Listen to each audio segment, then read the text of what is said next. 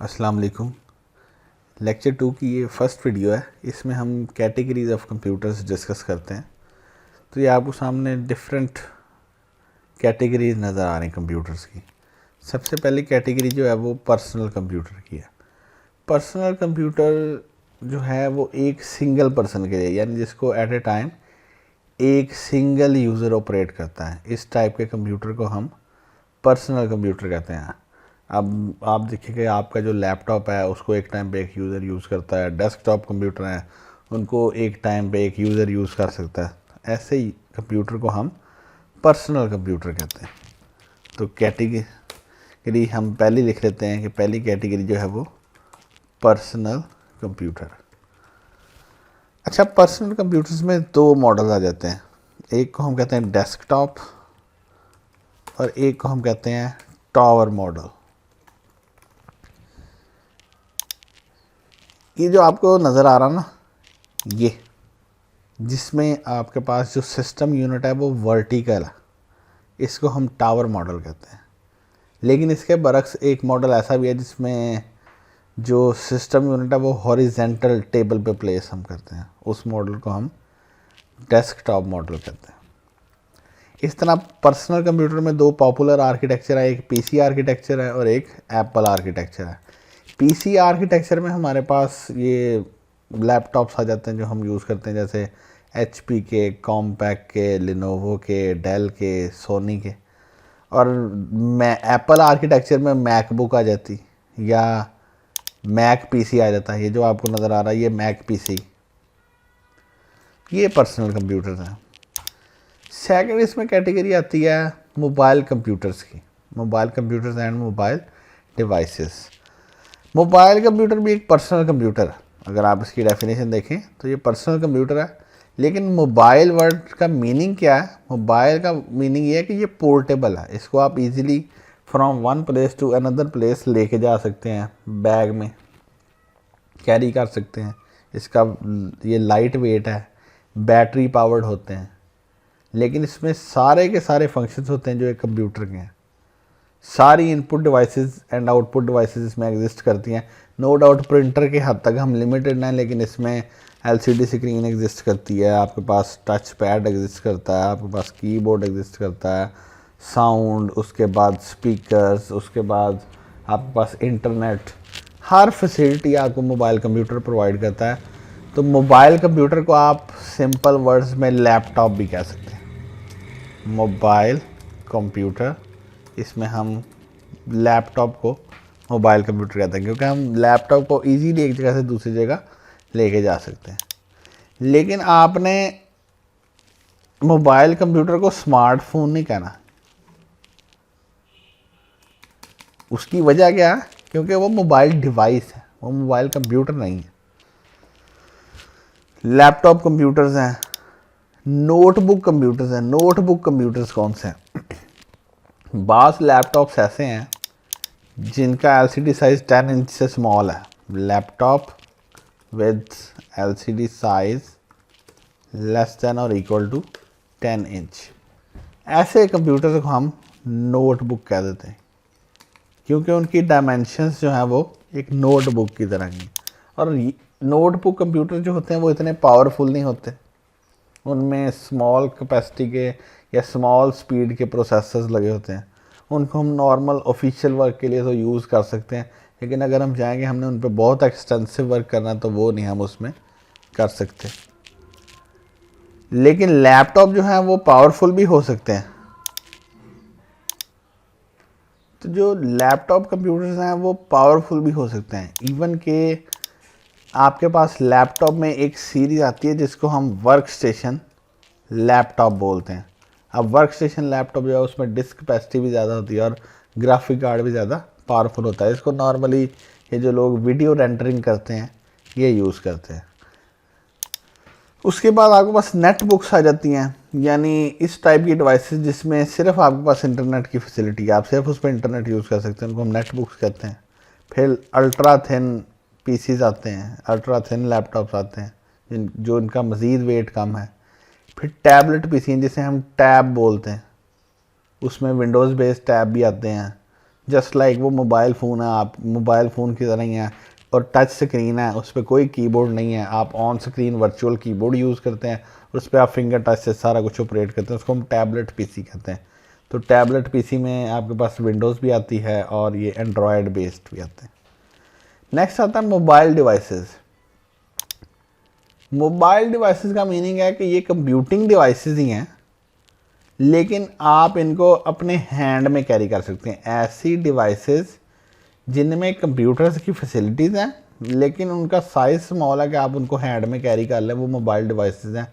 जैसे स्मार्टफोन, आजकल के जो मोबाइल फ़ोन्स हैं उनको हम स्मार्टफोन कहते हैं। पहले मोबाइल फ़ोन का काम सिर्फ यही था कि हम उसको चार्ज करते थे, कॉल डायल करते थे और टेक्स्ट करते थे, लेकिन आज का मोबाइल फ़ोन ज़्यादा एडवांस्ड है।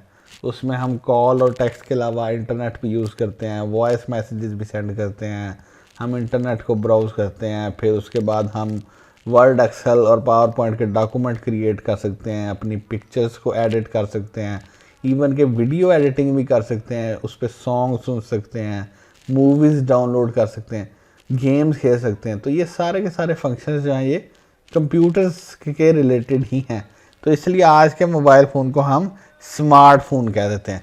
उसके बाद सेकंड इसमें आ जाता है पीडीए। पीडीए हम कहते हैं पर्सनल डिजिटल असिस्टेंट को। पीडीए हम कहते हैं पर्सनल डिजिटल असिस्टेंट को। मैं यहाँ पर राइट अप भी कर देता हूँ आपके अंडरस्टैंडिंग के लिए। मोबाइल डिवाइसेस, तो इसमें पहली डिवाइस आ जाती है हमारे पास स्मार्टफोन, सेकंड डिवाइस आ जाती है PDA personal digital assistant. Personal digital assistant एक मोबाइल टाइप की डिवाइस थी, लेकिन इसमें हमारे पास फैसिलिटीज़ हुआ करती थी कि हम ईमेल कर लेते थे, डॉक्यूमेंट्स क्रिएट कर लेते थे, उसके बाद कैलेंडर था उसमें नोटिफिकेशन लगा लेते थे। लेकिन आज का जो स्मार्टफोन है वो हमें ये सारी फैसिलिटीज़ देता है। हम उसमें अपने डॉक्यूमेंट भी प्रिपेयर कर लें, ईमेल उसमें यूज़ कर लें, उसके बाद हम उसमें नोटिफिकेशंस लगा लें कि वो हमें रिमाइंडर देता रहे। तो आज का जो मोबाइल फ़ोन है वो सिंपल मोबाइल फ़ोन नहीं है, बल्कि पीडीए भी उसमें इंक्लूडेड है। इस तरह थर्ड कैटेगरी आती है ई बुक रीडर। ई बुक क्या चीज़ है? इलेक्ट्रॉनिक बुक, जिसको हम सिंपल वर्ड्स में कहते हैं पीडीएफ बुक। तो मोबाइल टाइप की स्पेशल डिवाइसेस थी जिसमें हम सिर्फ बुक्स को एक्सेस कर सकते थे और सिर्फ बुक्स को ही रीड कर सकते थे। आजकल हम स्मार्टफोन पे ये काम करते हैं। उसके बाद अदर हैंड हेल्ड कंप्यूटर्स हैं। अदर हैंड हेल्ड कंप्यूटर्स कौन से हैं? अक्सर आप लोग किसी अच्छे स्टोर की पार्किंग में जाएं जो मल्टी फ्लोर स्टोर हो, तो वहाँ पर जो पार्किंग वाले हैं वो आपको हैंड रिटर्न टोकन नहीं प्रोवाइड करते। उनके पास एक डिवाइस होती है जो इतनी कंफर्टेबल होती है कि उसको आप हैंड में कैरी कर सकते हैं। आप उस पर गाड़ी का नंबर लिखते हैं और उससे एक चालान या आप कह दें कि एक टिकट प्रिंट हो जाता है। इस टाइप के कंप्यूटर को आप हैंड हेल्ड कंप्यूटर कहते हैं, जो लेट्स सपोज हम कह दें कि पार्किंग टिकट्स जनरेट करता। इसी तरह अक्सर स्टोर्स में स्टॉक टेकिंग के लिए डिवाइसेस यूज़ होती हैं जिसको वो स्टोर में स्कैन करते जाते हैं और वो जो ऑटोमेटिकली इन्वेंट्री को काउंट करता जाता है। फिर ये मीटर रीडर जो थे, इन्होंने भी एक वक्त में ये डिवाइसेस यूज़ करना स्टार्ट की थी। खैर अब तो वो भी स्मार्टफोन यूज़ करते हैं, लेकिन पहले इसको यूज़ करते थे। तो ये एक्चुअली क्या है? हैंड हेल्ड कंप्यूटर है। फिर पोर्टेबल मीडिया प्लेयर्स हैं। पोर्टेबल मीडिया प्लेयर्स क्या हैं?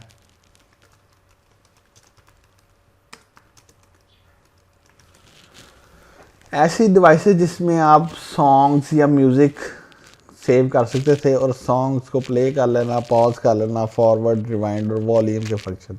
ये पोर्टेबल मीडिया प्लेयर्स थे। इनको हम MP2 प्लेयर या MP3 प्लेयर भी कहते थे। इनमें सिर्फ सॉन्ग्स की फैसिलिटी थी।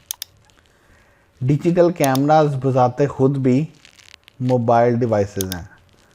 डिजिटल कैमरास किस तरह से मोबाइल डिवाइसेस हैं? देखिए, डिजिटल कैमरा से आप पिक्चर बनाते हैं। पिक्चर बनाना क्या इनपुट है। उसके बाद डिजिटल कैमरा में ये फीचर है कि आप उसकी ऑप्शन ऑन कर दें कि वो स्माइल को डिटेक्ट करे। तो जैसे आप स्माइल करेंगे तो वो पिक्चर बनाएगा। तो ये उसकी एक प्रोसेसिंग है। इसी तरह हम उसमें फेस डिटेक्शन लगा देते हैं, जहाँ पर फेस आता है वहाँ पर उसके अराउंड येलो कलर का वो बॉक्स बना देता, तो ये वो प्रोसेसिंग कर रहा है। इसी तरह आप डिजिटल कैमरा में जो इमेजेस बनाते हैं उनको आप एडिट कर सकते हैं, उनके कलर्स ब्राइटनेस चेंज कर सकते हैं, ये भी प्रोसेसिंग है। बाज़ डिजिटल कैमरास में ये भी फीचर्स हैं कि आपको उसमें एलसीडी मिलती है, उस एलसीडी से आप डायरेक्टली उस पिक्चर को व्यू भी कर सकते हैं, तो आउटपुट भी है। डिजिटल कैमरास को आप प्रिंटर के साथ कनेक्ट कर लें, फ़ोटो प्रिंटर, डायरेक्टली उससे प्रिंट आउट लेने हैं, तो ये भी आउटपुट फंक्शन है। डिजिटल कैमरा में internal memory and memory card है, स्टोरेज भी है।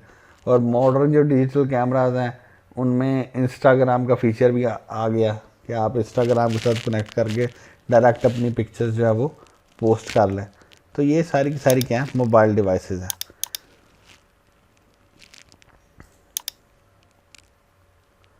उसके बाद आते हैं गेमिंग कंसोल्स या गेम कंसोल्स। जैसे आपको ये स्क्रीन पे नज़र आ रहा है, एक हमारे पास हैंड हेल्ड डिवाइस होती थी जिसपे हम बॉक्सेस की फॉर्म में जो गेम चलती थी उसको प्ले अराउंड करते थे, तो ये गेम कंसोल है। लेकिन आजकल हाँ, गेम कंसोल इससे ज़्यादा एडवांस हैं। जो आपके सामने एग्जांपल्स हैं, एक्सबॉक्स, प्ले स्टेशन, ये सारे के सारे क्या हैं, गेम कंसोल्स हैं, जिसमें हमारे पास गेम्स इंस्टॉल्ड हैं। हमारे पास रिमोट कंट्रोल हैं गेम्स खेलने के लिए, रिमोट कंट्रोल इनपुट डिवाइसेस हैं, गेम्स इंस्टॉल्ड हैं तो स्टोरेज भी है, फिर हम गेम खेलते हैं तो प्रोसेसिंग भी होती है, साथ ही हम उसको स्क्रीन पे कनेक्ट कर लेते हैं तो हमें आउटपुट भी नज़र आती है। तो गेम कंसोल्स भी एक टाइप के कंप्यूटर्स ही हैं। नेक्स्ट हमारे पास आते हैं सर्वर कंप्यूटर्स। अक्सर हमने ये टर्म सुनी है, सर्वर। सर्वर का वर्ड बना सर्विस से, जो आपको सर्व करता है, यानी ऐसा कंप्यूटर जिसको आप रिक्वेस्ट करते हैं, वो आपकी रिक्वेस्ट को रिसीव करता है और उसके बाद उस रिक्वेस्ट के लिहाज से आपको सर्व करता है, यानी अपना रिस्पॉन्स प्रोवाइड करता है, या तो किसी चीज़ की एक्सेस देता है या डिनाई कर देता है। जैसे हम इंटरनेट पर लिखते हैं facebook.com, तो हमारे सामने फेसबुक का मेन पेज आ जाता है।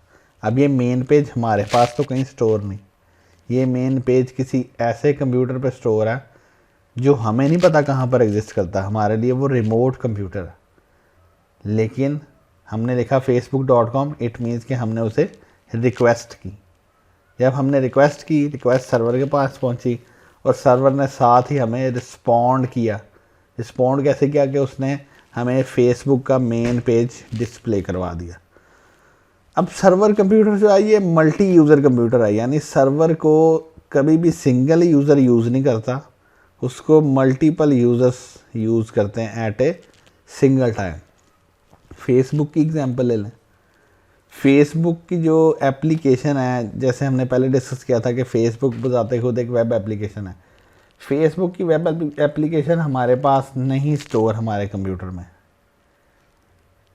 ना ही हमारे मोबाइल में स्टोर है। जो भी फेसबुक के रिलेटेड डाटा वो सारे का सारा फेसबुक के सर्वर पे है। यही वजह है कि हम अपनी फेसबुक लैपटॉप से ओपन कर लें, यूनिवर्सिटी जाके ओपन कर लें, किसी और सिटी में जाके ओपन कर लें, मोबाइल फ़ोन से ओपन कर लें, हमें सेम डाटा नज़र आता। अगर ऐसा ना होता तो हमें मोबाइल में डिफरेंट डाटा नज़र आता और अपने कंप्यूटर पे डिफरेंट डाटा नज़र आता, क्योंकि सर्वर कंप्यूटर जो है वो सेंट्रल लोकेशन प्रोवाइड करता है। सेंट्रल लोकेशन है किस लिए?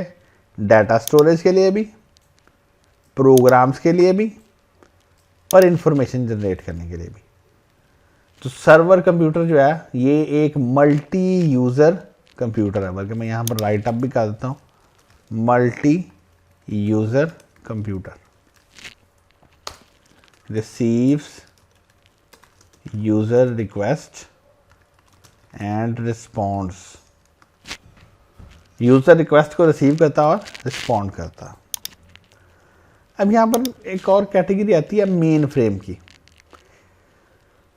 आजकल हम लोग सर्वर और main frame terms interchangeably use कर लेते हैं, लेकिन मेन फ्रेम कंप्यूटर जो हैं ये लार्ज कंप्यूटर्स हैं, एक्सपेंसिव हैं। क्यों एक्सपेंसिव है? क्योंकि ये पावरफुल हैं। अब इनको हमने पावरफुल क्यों बनाया? ताकि ये मल्टीपल यूज़र्स को सपोर्ट कर सकें, यानी इन पे मल्टीपल यूज़र्स जो हैं वो वर्किंग कर सकें। और इन यूज़र्स की क्वांटिटी कितनी हो सकती है, हंड्रेड्स टू थाउजेंड्स। तो हंड्रेड्स टू थाउजेंड, ये पावरफुल कंप्यूटर्स हैं। ठीक है जी।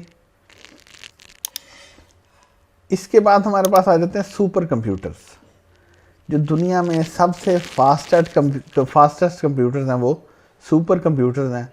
और सुपर कंप्यूटर्स जो हैं ये किसी एक रूम में या किसी एक टेबल पे नहीं आ सकते, बल्कि इनका साइज़ बहुत लार्ज है।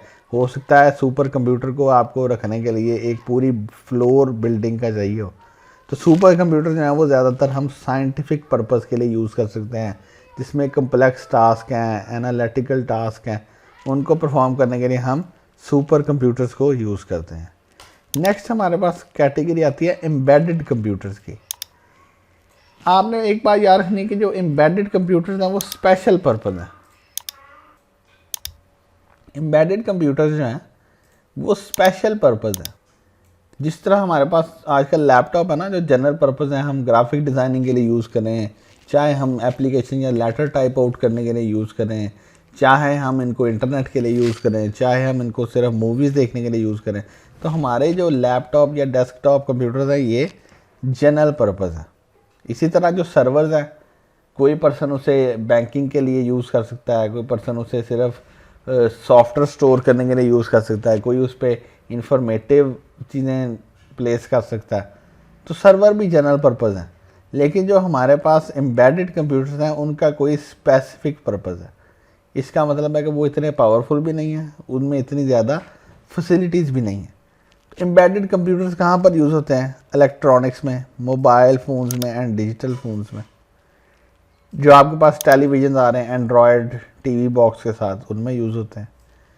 अब कैमराज में जो आपके पास कंप्यूटिंग की फैसिलिटी है वो कैमरे की हद तक है। यानी अगर आप चाहें ना कि मैं उस कैमरा पे कोई माइक्रोसॉफ्ट वर्ड या एक्सेल इंस्टॉल कर लूँ, तो ऐसा पॉसिबल नहीं है, क्योंकि कैमरा जो है वो स्पेसिफिक पर्पज़ है। यानी उसका पर्पज़ ये है कि आप उसको कैम कॉर्डर के तौर पे यूज़ कर लें या स्टिल फोटोग्राफी के लिए यूज़ कर लें।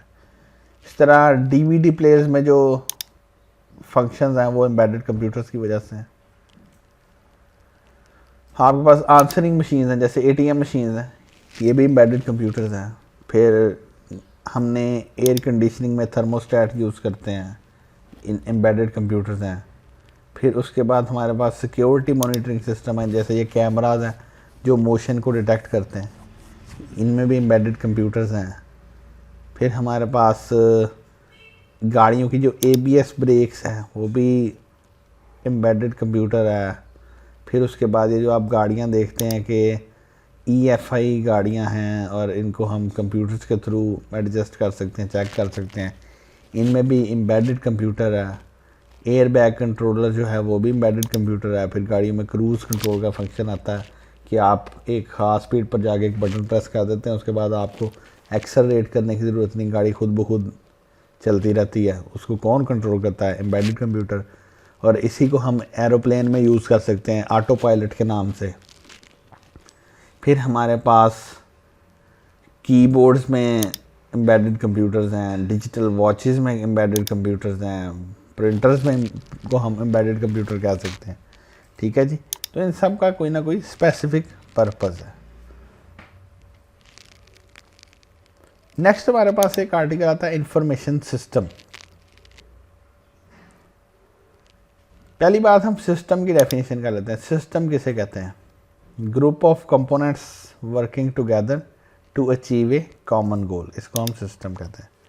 मैं यहाँ पर लिख देता हूँ, what is a system, group of components working together to achieve a common goal, इसको हम क्या कहते हैं, सिस्टम कहते हैं। जैसे फॉर एग्जांपल कंप्यूटर सिस्टम। अब कंप्यूटर सिस्टम के कंपोनेंट्स कौन से हैं, इनपुट, प्रोसेसिंग, प्रोसेस, आउटपुट, उसके बाद स्टोरेज और कम्युनिकेशन, ये हार्डवेयर कंपोनेंट्स है ना।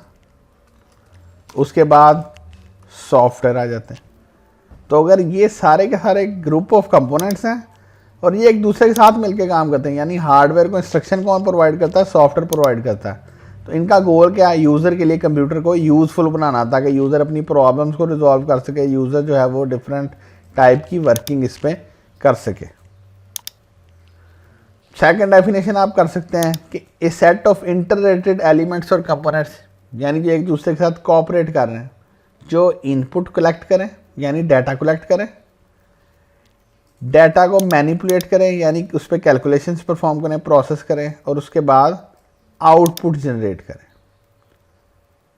सेकेंडली आउटपुट के बाद स्टोर भी कर सकें, इसको हम इंफॉर्मेशन सिस्टम कहते हैं, यानी ऐसा सिस्टम जो डाटा एक्सेप्ट करेगा, डाटा को इंफॉर्मेशन में कन्वर्ट करेगा, प्रोसेस करने के बाद डाटा को स्टोर करेगा और कम्युनिकेशन में हमें हेल्प आउट करेगा, उसको हम इंफॉर्मेशन सिस्टम कहते हैं।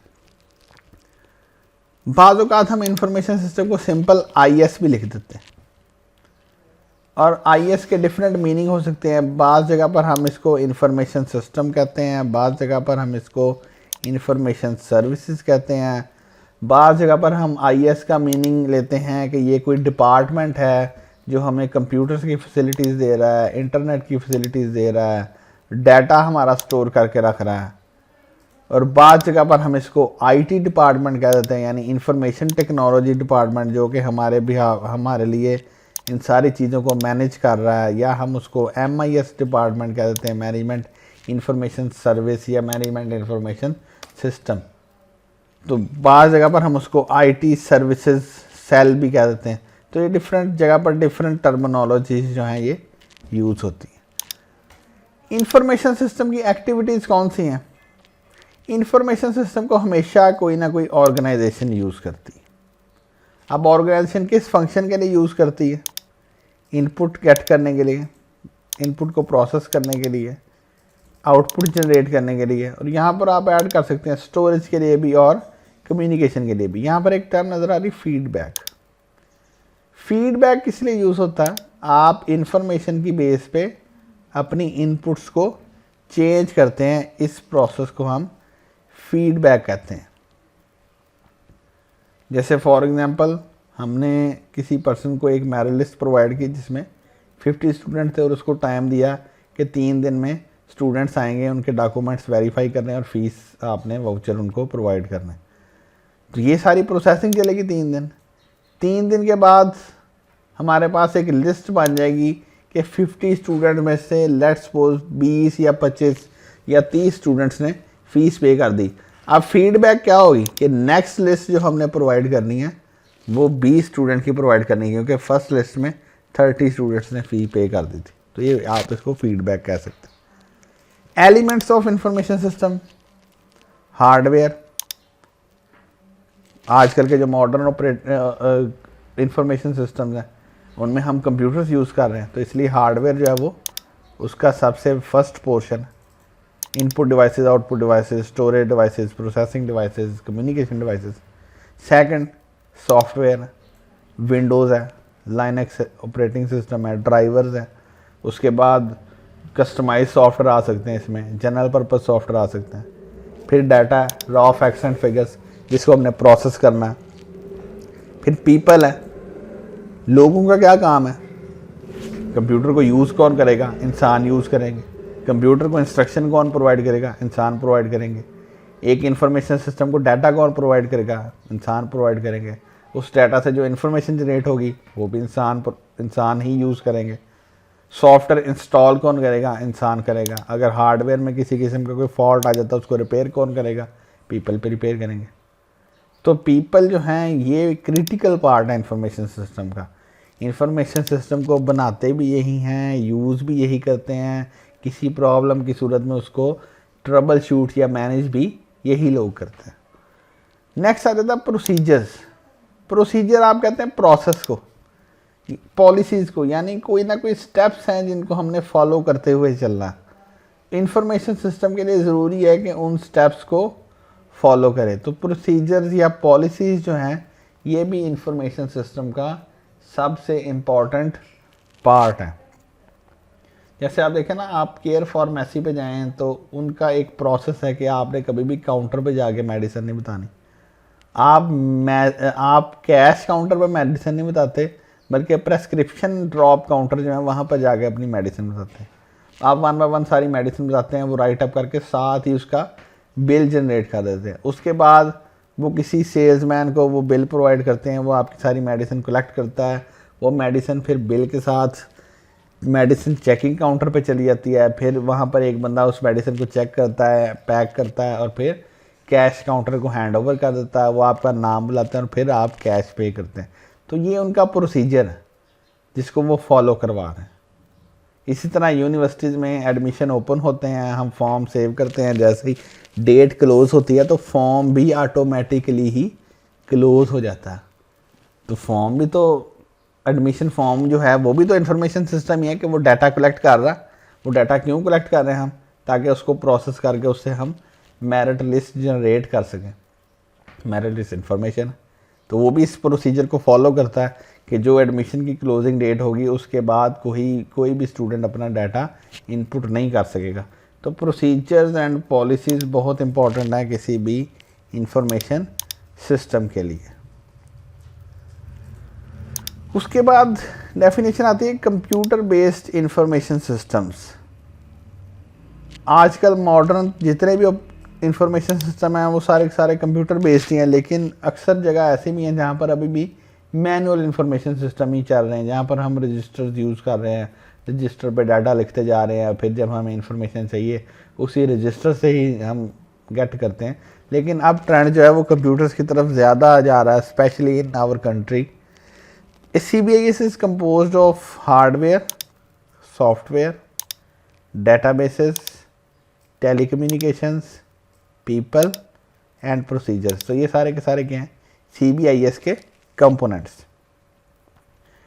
अब ये कंपोनेंट्स करते क्या हैं? डाटा कलेक्ट करते हैं, प्रोसेस करते हैं, स्टोर करते हैं और उसके बाद आउटपुट जनरेट करते हैं। जैसे गवर्नमेंट बेकरी पे सॉफ्टवेयर यूज़ हो रहा है, बैंक्स में यूज़ हो रहे हैं, मेडिकल स्टोर्स पे यूज़ हो रहे हैं, हॉस्पिटल्स में यूज़ हो रहे हैं, डिफरेंट यूनिवर्सिटीज़ में लर्निंग मैनेजमेंट सिस्टम यूज़ हो रहे हैं। ये सारे के सारे computer based information system. Advantages क्या हैं कंप्यूटर बेस्ड इंफॉर्मेशन सिस्टम के? एक तो क्योंकि ये कंप्यूटराइज्ड हैं तो इनमें डाटा की प्रोसेसिंग फास्ट है, इनमें स्टोरेज स्पेस ज़्यादा है, तो आप इनमें huge amount of data store कर सकते हैं।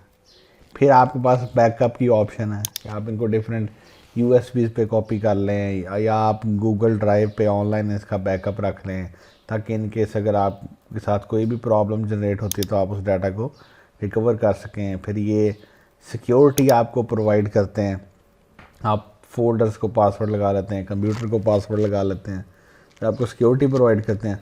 और उसके बाद पेपरलेस रिकॉर्ड्स हैं, यानी बजाय इसके कि आप बंच ऑफ पेपर्स को और फाइल्स को और आप रिकॉर्ड रजिस्टर्स को अपने पास स्टोर करके रखें, आपके पास फाइल्स पड़ी हैं, उन फाइल्स को आप फोल्डर्स में ऑर्गेनाइज करके इजीली कंप्यूटर्स में रख सकते हैं।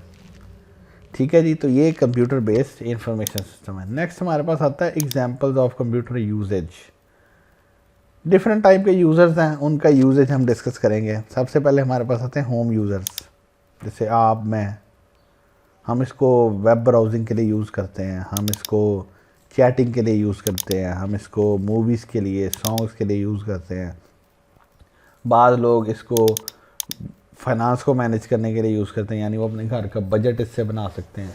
फिर इसके बाद ऑफिस यूज़र्स हैं। ऑफिस यूज़र्स क्या करते हैं? Official email send and receive करते हैं।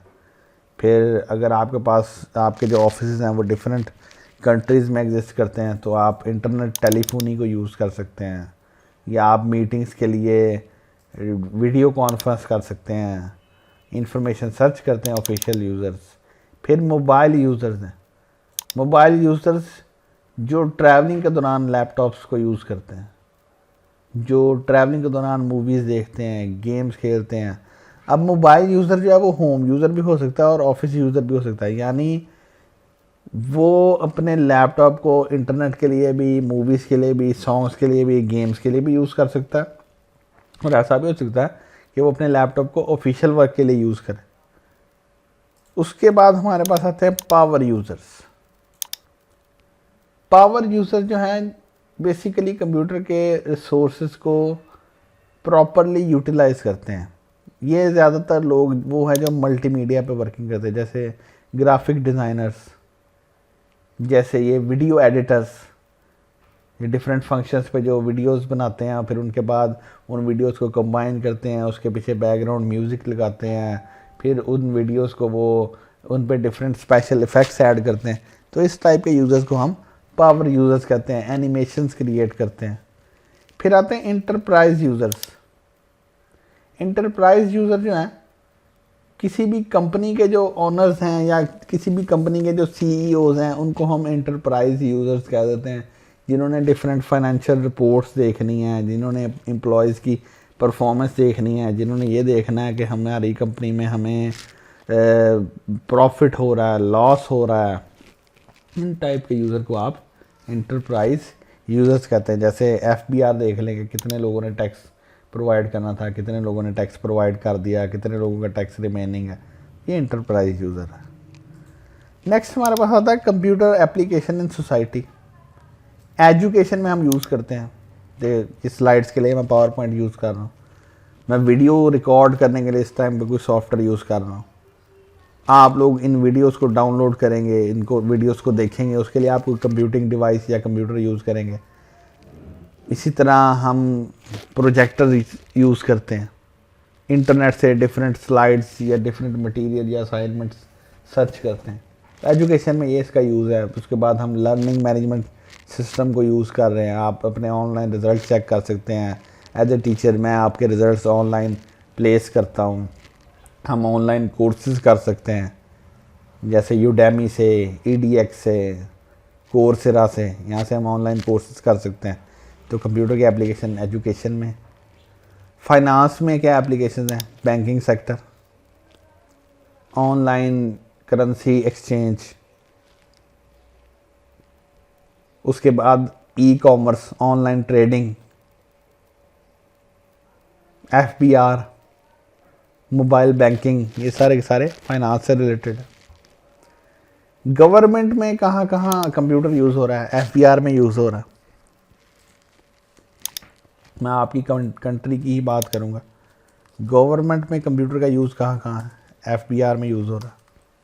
फिर MTMIS है, इसमें आपको सारी व्हीकल की डिटेल्स मिल जाती हैं कि एक गाड़ी जो है उसका इंजन नंबर क्या है, उसका चेसिस नंबर क्या है, वो गाड़ी किस पर्सन के नेम पे है, उसका टोकन टैक्स पेड है या नहीं, यहाँ पर यूज़ हो रहा है।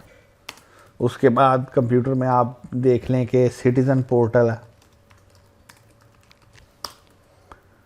फिर आप गवर्नमेंट हॉस्पिटल्स देखें, स्पेशली सिविल, जहाँ पर अभी सॉफ्टवेयर इंस्टॉल किए गए हैं OPD के लिए भी और इंडोर के लिए भी।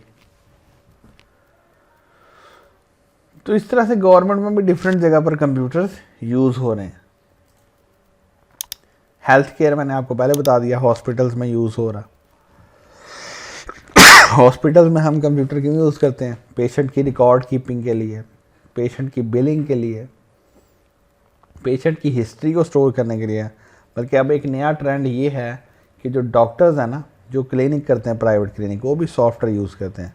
बजाय इसके कि वो किसी भी पर्सन की मेडिसिन हाथ से लिखें, वो सॉफ्टवेयर के थ्रू टैबलेट्स चेक करते जाते हैं, उनकी डोज सेट करते जाते हैं और ऑटोमेटिकली उससे कंप्यूटराइज प्रिंट आउट निकल आता है। उसका फ़ायदा ये होता है कि एक पेशेंट को भी आसानी रहती है उस मेडिसिन को पढ़ने में, और एक मेडिकल स्टोर वाले को भी पढ़ने में आसानी रहती है, क्योंकि वो कंप्यूटर टाइप्ड वर्ड्स होते हैं, वो डॉक्टर की राइटिंग में नहीं होते। साइंस में कंप्यूटर का यूज़ किधर है? रिसर्च में, सिमुलेशंस में, साइंटिफिक एक्सपेरिमेंट्स जो करते हैं उनमें कंप्यूटर यूज़ होता है। पब्लिशिंग में कंप्यूटर का यूज़ किधर है? बुक्स वगैरह जो हम पब्लिश करते हैं, रिसर्च पेपर्स पब्लिश करते हैं, पैनाफ्लेक्सिस पब्लिश करते हैं, ये कंप्यूटर्स का यूज़ है। ट्रैवलिंग में हम कंप्यूटर का यूज़ किधर करते हैं? हम ऑनलाइन बसेस के, एरोप्लेन के स्केड्यूल चेक कर सकते हैं, हम बुकिंग करवा सकते हैं ऑनलाइन टिकट्स को, ऑनलाइन टिकट्स परचेज कर सकते हैं। और ट्रैवलिंग में क्या यूज़ है? GPS, Google maps. हमें कोई रास्ता नहीं मिलता, हम मोबाइल फ़ोन पे लोकेशन ऑन करते हैं और गूगल मैप्स को यूज़ करते हैं। वो गूगल मैप हमें ये भी बताता है कि हम करंटली किस लोकेशन पे हैं।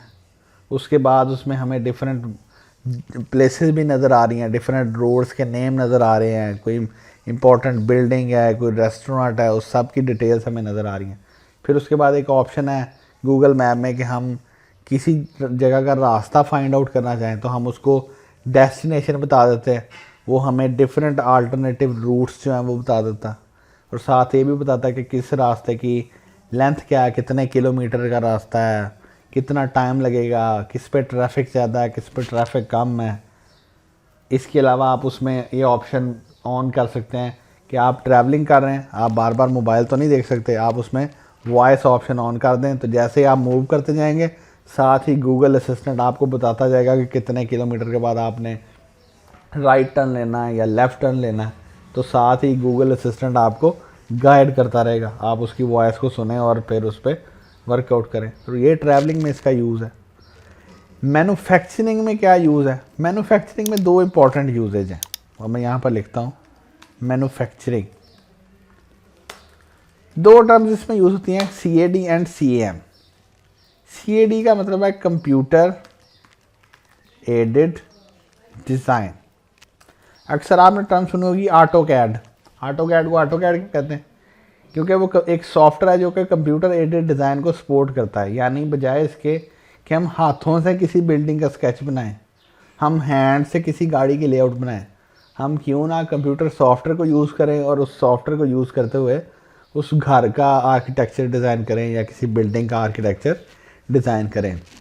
तो इस टर्म को हम कहते हैं कंप्यूटर एडेड डिज़ाइन।